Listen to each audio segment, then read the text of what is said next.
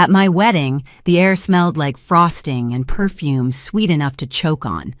The band had just switched to something soft when my mother leaned in, smiling for the cameras, and said, "We're passing the car his parents gave you over to your sister."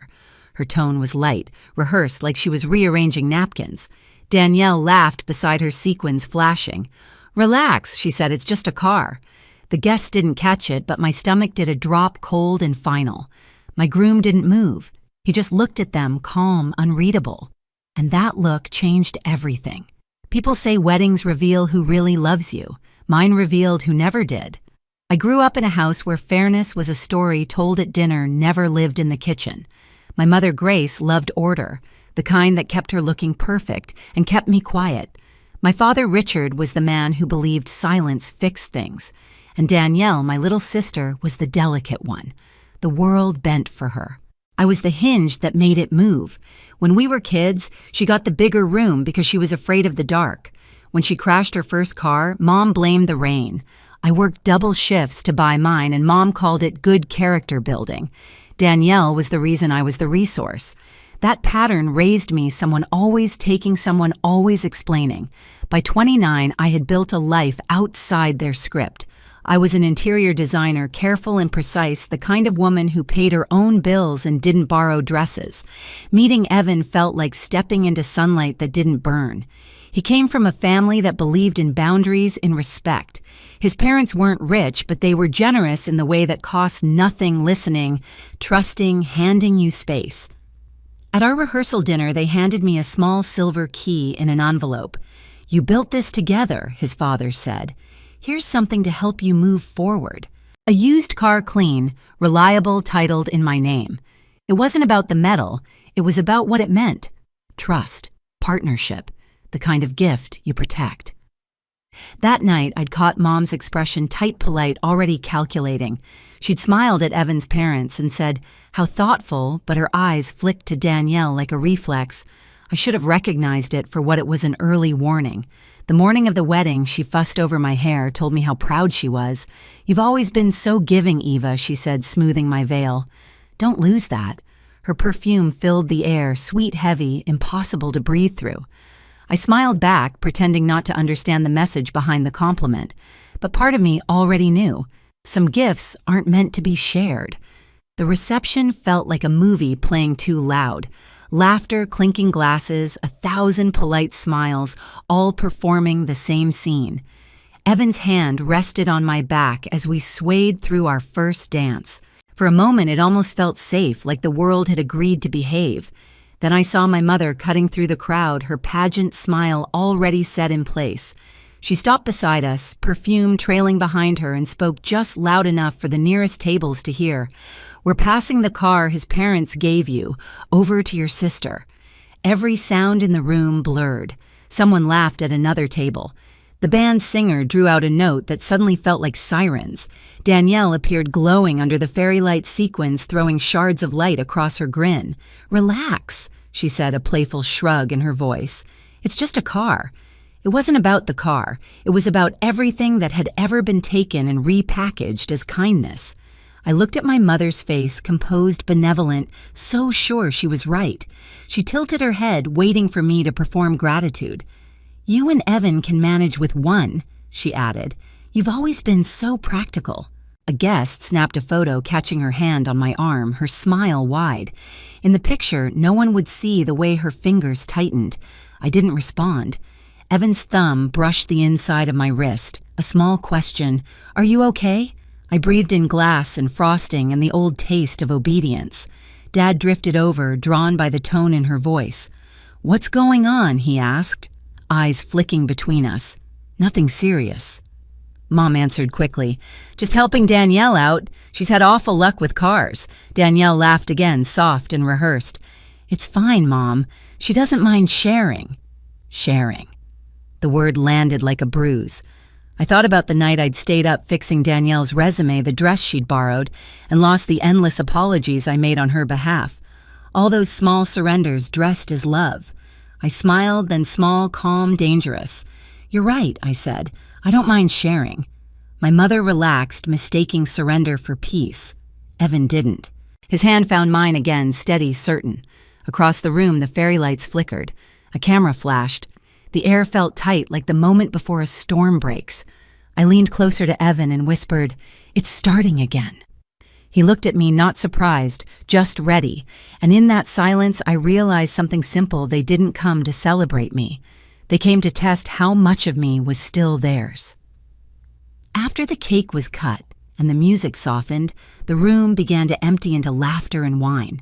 I smiled through photos, accepted congratulations that tasted like dust, and counted the minutes until I could breathe again. When the last guest disappeared toward the parking lot, Evan and I slipped out a side door into the quiet hallway. He leaned against the wall, unbuttoning his collar. "Do you want me to say something to them?" "No," I said. My voice didn't shake. "We already did." He frowned, then understood. We talked about this months ago, half joking over takeout.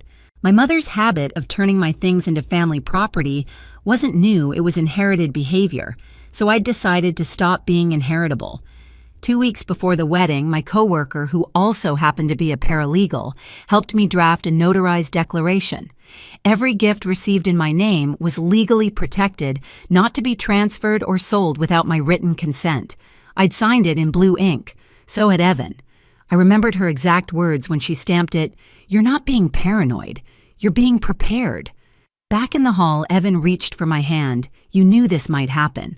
"I hoped it wouldn't," I said, "but I didn't want to bleed again without a bandage." We stood there for a while, listening to muffled laughter from the banquet room. It sounded distant, hollow, like something already ending. I thought about the look on my mother's face, the delight of control disguised as generosity. She'd spent years training me to play the role of the gracious daughter. I had learned it so well that no one saw the quiet calculations behind my smile. Evan's phone buzzed. A text from one of the guests. "Your sister's already posting about the car." He turned the screen toward me. There it was, a photo from our garage, Danielle posing beside the car with the caption, "Finally got a ride that fits me." I laughed once, dry and low. She couldn't even wait till morning. He met my eyes. "So what do we do now?" I reached for my clutch fingers, brushing the thick envelope inside. "Now," I said. "We let them open their own trap." Evan exhaled slowly, a quiet sort of pride in his voice. "Then let's go finish the party." We straightened our clothes, fixed our smiles, and walked back toward the music. My heart was steady now. The storm had already changed direction. We walked back into the ballroom as the band shifted into another safe romantic tune, something meant to fill silence. The room glowed gold again, but the air had changed. Conversations felt thinner. Eyes darted away and back. My mother was near the cake table, laughing too loudly, a queen restored to her stage.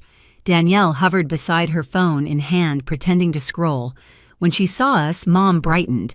"There they are," she called, like we'd been gone on a honeymoon already. "Everyone's asking where the bride went." I smiled, handling a few final details. She didn't hear the weight in that sentence.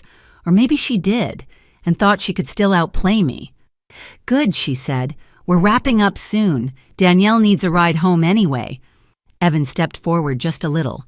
"She has one now, doesn't she?" His voice was light, polite, surgical. Mom blinked. "What?" "The car," I said. "You said she's taking it." Danielle tensed, eyes flicking between us. "Oh, come on, Eva," she started. "Don't make this weird. It's just a car I finished for her, I heard." Dad wandered closer, trying for peacekeeping. "Can we not do this here?" I turned to him. Calm. "Here's the thing, Dad. This is where she did it. Publicly." The band faltered, then kept playing. A few guests turned their heads, the scent of champagne turning sharp. Mom's smile stiffened. "Eva, sweetheart, you're overreacting." It was a misunderstanding. We meant Evan held out an envelope. "You might want to read this before you finish that sentence." Her hand hesitated before taking it. She glanced at Danielle, then at me, then unfolded the paper. The rustle was loud enough to cut the music. Danielle leaned in to read over her shoulder. At first confusion, then recognition, then color draining inch by inch. Mom tried to laugh. "What is this? A notarized declaration," I said. "Executed 2 weeks ago. It states that all wedding gifts titled in my name can't be sold, gifted, or transferred without my written consent. Any attempt triggers a legal review and forfeits future inheritance from Evan's side." The last words landed like a stone dropped into a still pond. Conversation stopped. Someone whispered, "Oh, wow." Danielle let out a short, panicked laugh. "You can't be serious." I met her eyes. Completely. Dad exhaled through his nose. "This is petty Eva." "No," I said softly. "Petty is pretending theft is family tradition." Mom's voice hardened. "We're family. You don't treat us like criminals." "You went into our garage last night," I replied. "You took photos of the car and posted them." Danielle's face froze. "That was a joke." "Symbolic," Evan asked quietly. "Symbolic of what exactly?" Her lips parted. No answer. I turned to Mom. "This isn't about the car, it's about the pattern. You call it love when you take what's mine and tell me I'm good for giving it." "You're being dramatic," she snapped. "Maybe I said, but this time the drama has witnesses." A ripple went through the guests, phones half raised, half hidden. Someone's aunt mouthed drama behind her champagne flute. Danielle's voice cracked. "You'd really embarrass the family like this." "I'm not embarrassing anyone," I said. "I'm just ending the script." Evan took my hand, grounding me. His tone was even calm. "Mrs. Harper, you should keep that paper. It's legal documentation." Mom stared at him like he'd betrayed her personally. "You encouraged this." "No," he said. "She didn't need encouragement. Just respect." Danielle's face turned red. "You married up, didn't you?" "Think you're better than us now," Evan didn't answer. I did. Better no. Boundaried. Absolutely. The word hung there. Boundaried. Like a foreign language in that house. Mom tried again, desperate. "We raised you to be kind. You raised me to give," I said. "You taught her to take." That was the fracture. The one sentence that split the air in half. The band stopped playing altogether. Even the fairy lights seemed to flicker. Danielle stepped closer, trembling. "You'll regret this." I smiled faintly. I already did for 29 years. For the first time, Mom's perfect composure cracked. Her voice wavered. "Eva, please, don't do this in front of everyone.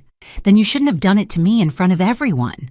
She opened her mouth again, but no words came out. The silence that followed was thick enough to touch.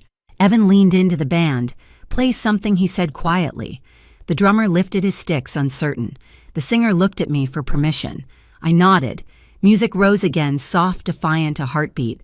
Evan pulled me back to the dance floor. The guests parted like we were royalty or a bomb.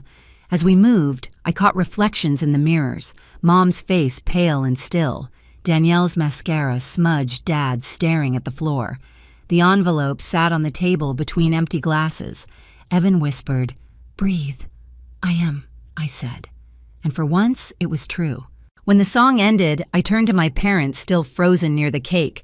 "Help isn't theft," I said evenly, "and love isn't access." I placed the empty champagne flute beside the envelope and walked away with Evan through a sea of quiet stares. Behind us, the applause didn't come, just whispers like wind through a cracked door. Outside, under the string lights, I exhaled everything I'd been holding for years.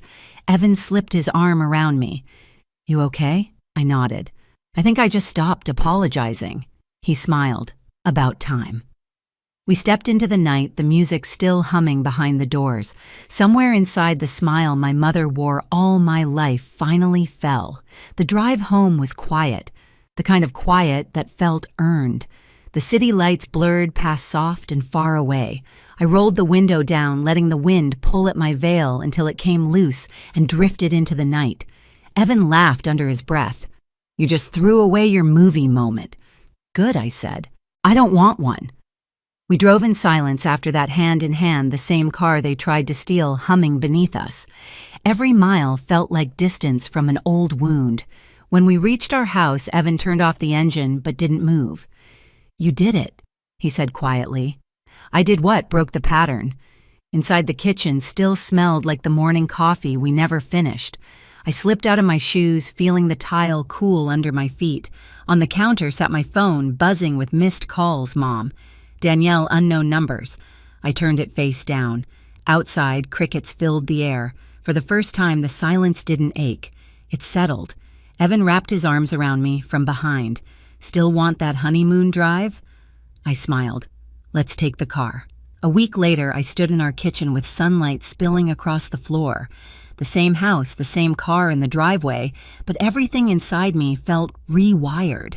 On the fridge, one photo remained the moment at the wedding when Mom's smile cracked and I held the envelope. I used to think it looked harsh. Now it looked honest. I realized freedom didn't roar. It whispered. It was the sound of a phone that didn't ring any more of doors I could lock without guilt. People say families fall apart because of pride or money. Maybe. But sometimes they fall apart because one person finally stops pretending. I looked at that photo and whispered, boundaries don't destroy families. They define them. If you've ever had to draw a line with someone who called it love, share your story below. You're not alone and you don't owe anyone your peace.